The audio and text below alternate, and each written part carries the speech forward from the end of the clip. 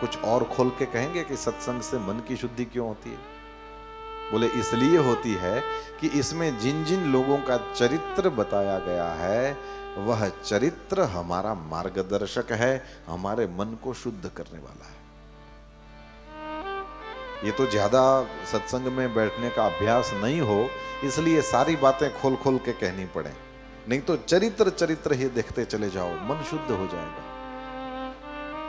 मेरे गुरुदेव भगवान कहते हैं भगवान का चरित्र तो जरूर सुनो, उसमें कोई बुरी बात नहीं है, लेकिन किसी भगत का चरित्र मिले तो पहले वो सुनो।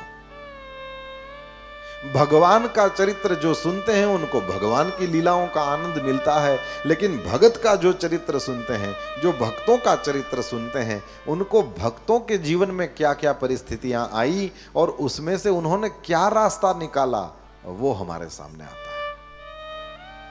जैसे कल हमने चर्चा करी कि महादेव में तो सामर्थ्य है, उन्होंने तो विष को यहां रोक लिया, लेकिन मीराबाई तो पी गई थी। अब वह भरोसा मेरे गिरधर नागर को धर करके वह मैंने सामग्री धर दी, वह प्रसाद बन गया।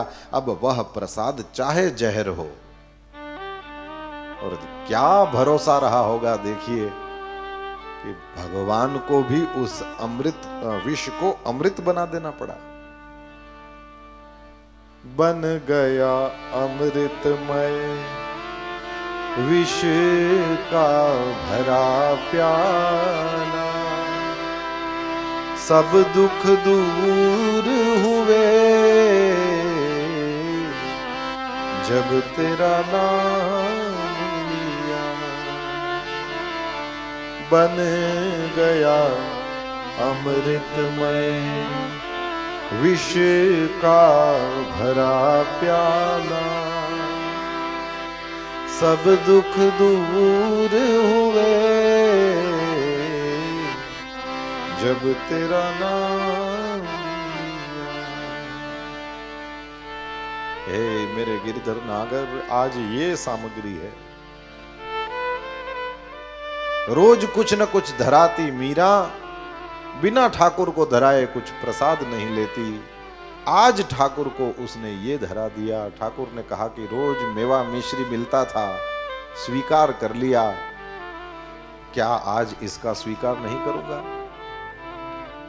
याद रखिएगा भैया, चरित्र तो जैसा जशोदा के बेटे का है वैसा और किसी का न था, न है, न होगा। सब जानते हैं ना, ठाकुर जी के साथ मीरा का संबंध जो है वो तो फुसलाने के लिए बनाया गया था।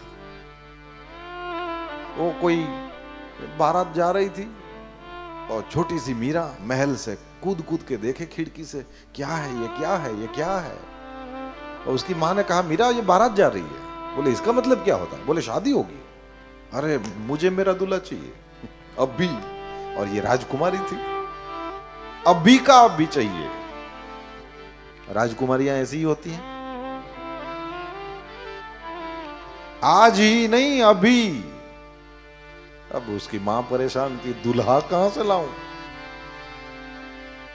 और सबके बच्चे स्पेशल होते हैं, और सबके बच्चे ऐसी स्पेशल ही मांग करते हैं, और कभी कभी ऐसे सवाल पूछ देते हैं कि माँ बाप चुप हो जाते हैं। ये चंद्रमा वहां टंगा कैसे है बताओ, वो गिर क्यों नहीं जाता? दो जवाब। अब उसको तुम ये समझाओगे कि वो स्पेस है और वहां गुरुत्वाकर्षण नहीं है, वहां चला जाए तो कोई गिरता नहीं है, ये समझाओगे? वो मानेगा भी नहीं। अब ये बता दो कि गुब्बारा है और गैस का भरा हुआ गुब्बारा तुमने लिया हाथ से, जैसे ही वो डोरी छूट गई चला गया ना ऊपर, बस वैसे ही वो चला गया है। तो फिर हाँ वो कहता अच्छा ऐसा है, गुब्बारा है, ठीक है ठीक है, क्योंकि वो उसके नॉलेज में है। तो बच्चे स्पेशल टाइप के सवाल पूछते हैं और बच्चों का फिर उसको वैसे ही समझाना पड़े। मीराबाई की माता जी बड़ी परेशान हो गई, अब ये दूल्हा मांग रही है, इसका क्या करूं? और ऐसे ही बच्ची को फुसलाने के लिए गिरधर नागर की मूर्ति दे दी। नाम तो मीरा ने रखा है गिरधर नागर। फुसलाने के लिए जो मूर्ति दे दी गई, मीरा ने भी संबंध उस तरह से निभाया। याद रखना, ठाकुर जी से कोई फुसलाने के लिए भी संबंध बना लेता है तो भी वे एकदम गंभीरता पूर्वक निभाते हैं। ये मेरे आपके जैसे नहीं है कि ठीक से संबंध बनाया गया हो तब भी वो निभाना ना निभाना लोगों के मूड पर वो डिपेंड करता है। हम अपने मूड पे जीते हैं। यही छोटे छोटे बच्चे कितने प्यारे लगते हैं, यही बड़े हो जाएं तो फिर इन्हीं से दुश्मनी हो जाती है। और बच्चों का भी यही है, जिन्होंने गोद में लेकर खिलाया पिलाया घुमाया, वही के वही फिर बड़े हो जाएं तो फिर माँ बाप से किस भाषा में बात करते हैं, हमने सुना हुआ है।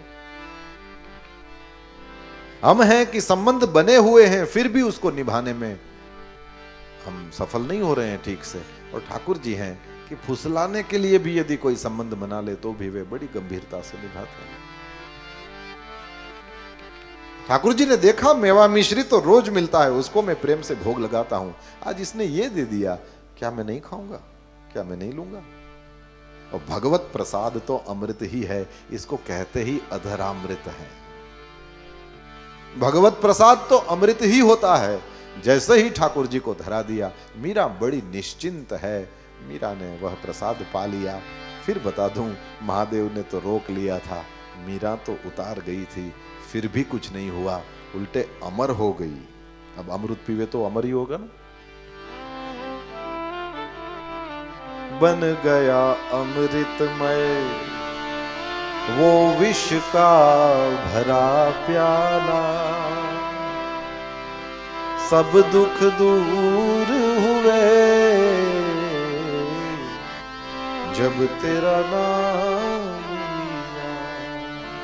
एतस्माद् अपरम किंचिन मनः शुद्ध्यै न विद्यते। ऐसे भक्तों का चरित्र जब हम सुनते हैं, श्रीमद् भागवत में कई भक्तों के चरित्र हैं, ऐसे भक्तों के जब चरित्र सुनते हैं तो उनके जीवन में क्या परिस्थितियां आई, उनमें उन्होंने क्या निर्णय लिया, उनका चरित्र सुनते ही हम में भी वो चीजें आने लगती हैं। सत्संग इसलिए रोज करने को कहा गया।